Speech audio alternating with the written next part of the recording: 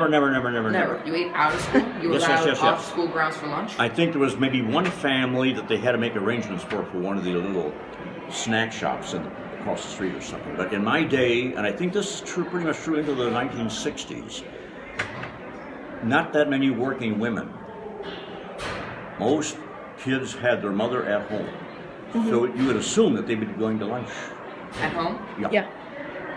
And which is kind of tight because, you might be walking several blocks and you'll get out of here at noon and you got to be back here at 1, so you might have a good, maybe 20 minutes to relax for lunch. Yeah. Now I bet you got a lunchroom here now. Mm-hmm. Down on the first floor. Yeah. And I bet maybe all the kids, you assume they stay here for lunch. Yeah. They don't they don't allow it anymore. We're not allowed off school grounds without either a parent accompanying us. Now that's interesting. Or a teacher accompanying us. I'd like to bet it's kind of a safety issue. Yep. Because recently, it's Chicago, it's most big towns have something going on. Whether it be gangs or something. Yeah, you can't assume a certain neighborhood is really that safe. Yeah, but just in general, it's a bit not okay to have a kid walking around. Yeah. Alone. And because of the total evacuation of the school, the big thing in my day was patrol boys. Patrol boys. Now, I don't even think you've got patrol boys here at the end of the day. Students who would volunteer. We have people who volunteer to help the younger kids get on the correct bus, and they kind of go around the school making sure no one's doing anything they shouldn't really do after school, like no one's running around. Yeah. And then... But I bet you have maybe a lot of neighborhood seniors volunteer. Yeah. Mainly, they're holding up stop signs to try to, supplement the stop signs or the traffic lights. Yeah, we do have crossing guards. Yeah. We have city-provided crossing guards on the bigger streets, but imagine having to do that at lunch as well, before and after. That's why you have more students as patrol boys. Here we don't. In the mornings, we have parents who volunteer. They put on a vest. The school provides them that, and they kind of help kids get out of the cars. They go here, but after school, it's help with the buses, and that's pretty much it. We don't have as much. Now let me see if this is your classes maybe 9 o'clock. We start 7:30 and we get out at 2:30. Well, that's changed. Mm-hmm. Yeah. Okay, you advanced. Usually 3:30 afternoon was the time to leave school. 3:30, but maybe 8:30, 9 o'clock the latest you'd start. Yeah. We start 7:30, and then if you're not here, everybody's here at 7:30, or maybe just certain classes like. No, like everyone starts 7:30. Yeah. Certain people can be dropped off as early as 6 if it needs be. That is early. Mm-hmm. If their parents are working and they don't have anywhere to go and their child can't walk there, they can drive them there, drop them off. They're provided breakfast here. It's like breakfast and lunches are free. Mm-hmm. So you can just come in, pick up breakfast and lunch or something. And we end at 2:25 except for the after school programs with sports, which go on till usually a maximum 3:30. of 2:30, 3:30. Yeah, and the specific ones go to 4:25. Okay. Now we're going to go on daylight savings time, so it'll be a lot brighter in the afternoons. Yep. More things to do after school. Mm-hmm. Yeah. That's interesting. So you guys, I'm guessing there wasn't many, if any, after school activities? Not that I was aware of. If there were any, I never really got involved, and I have to refresh my thinking of what I was doing as extracurricular too. Now, do you have such a thing here as a student council? Yep. We do, but they kind of are more of just, they decide very small things. Okay. So we elect a president and something like that. Most of all, they are, everyone except for the president is usually a relayer. They'll take the information they get from student council and tell it to their classroom. That's pretty much every other position there.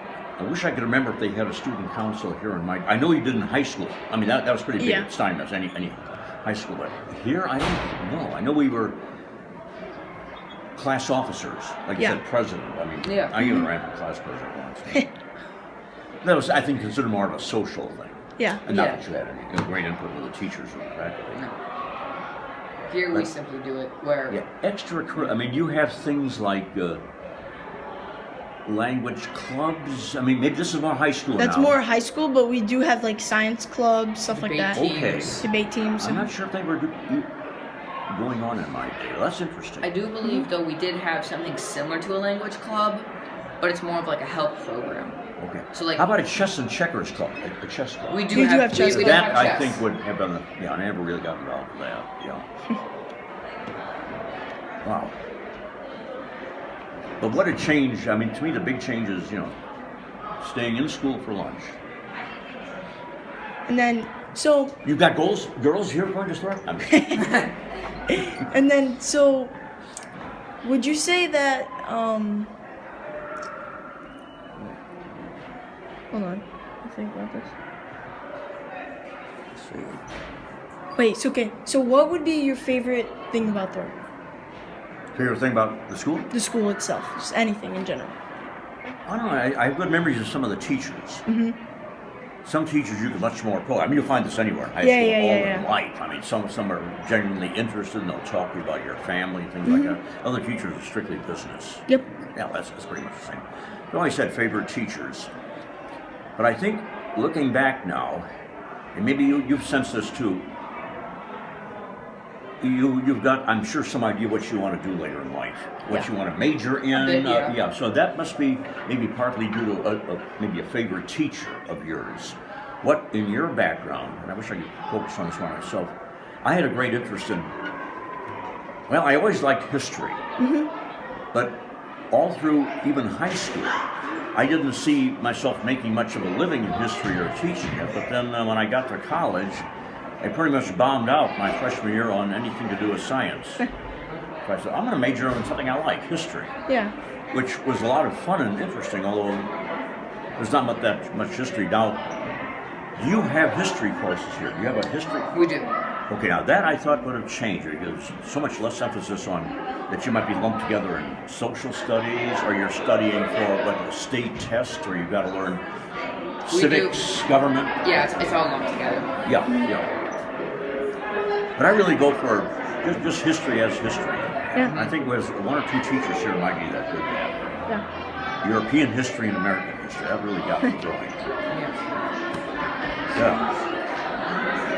Yeah, I think I was hearing for a while that they almost did away with history in the Chicago public schools. But, now, do you get much Chicago history? We do. 8th grade focuses more on Chicago history, and then 7th grade you learn more about American Revolutionary. the American Revolution. War. Yeah, that's good to hear. I founding. really thought it was almost off the curriculum now. Yeah. The one thing I do regret, though, is that we don't focus too much on other nations' history. We had a brief period in 5th grade, I believe, where we learned a bit about World War II. Yep. Okay. And But the we do Holocaust, not all that focus stuff. on European history. We don't focus on the history of other nations. That will come in college. I think even in my Probably, age, there's very yeah. little of European history here, except the wars, except the Americans involved with it. Yeah. And I think more and more now, when I was first going to college, you would take courses in Western civilization, which is essentially European history. You have this outlook that Europeans pretty much made world history possible. Yeah. Now more and more the emphasis is on Chinese history, African history, to get a worldwide balance of histories. Because while Europe was doing a lot of things, studying the course for history, there were a lot of other cultures like China and things going on beside the Europeans. Now, as it turned out, the Europeans, because of geography and the things like that, they built the big boats that went across the oceans and colonized. And kind of, you could say 110 years ago or so, the world was pretty much dominated by Europe. Yeah. Because great cultures like China, for example, didn't really have much of an interest in traveling overseas. They never developed much in the way of boats. Yeah. Japan, for gosh sakes, was very much a hermit kingdom, isolated. Then bang, in the late 19th century, they knocked off the Russians early in the 20th century and gave us a run for our money in World War II. Mm-hmm. So now, if you're looking at history in the future, maybe this will catch up a little bit in high school. You're doing more than just a European-centered kind of history,